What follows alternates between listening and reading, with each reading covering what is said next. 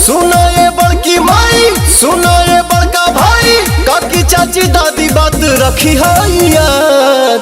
आइल करा काट तो हर पवनवा मांगेला घूमी घूमी आशीर्वाद, मांगेला घूमी घूमी आशीर्वाद, मांगेला घूमी घूमी। काराकाट की जनता जिंदाबाद जिंदाबाद जिंदाबाद, पवन भैया जिंदाबाद जिंदाबाद जिंदाबाद।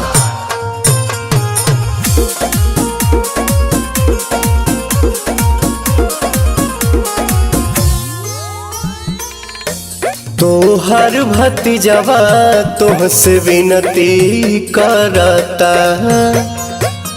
अपौआ पे तोहरा अपन सिरवा धरता।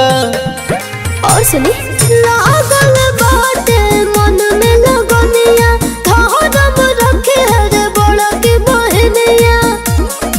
सुना ये मामी मौसी, सुना ये संगी साथी, हो जाए हमारा पसाभे दयाल।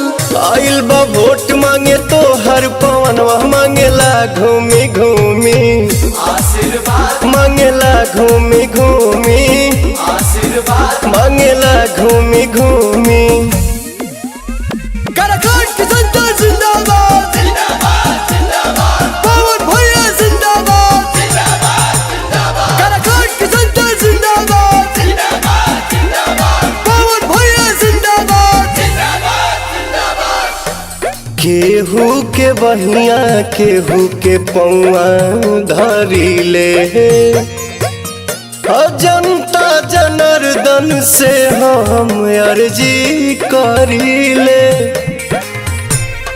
बाहे सगर विकास के बेरिया, सुखवा सवारे दिल के भीतरिया।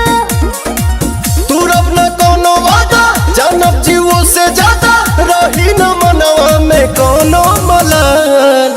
आइल करा काट तो हर पवनवा मांगेला घूमी घूमी आशीर्वाद, मांगेला घूमी घूमी आशीर्वाद, मांगेला घूमी घूमी।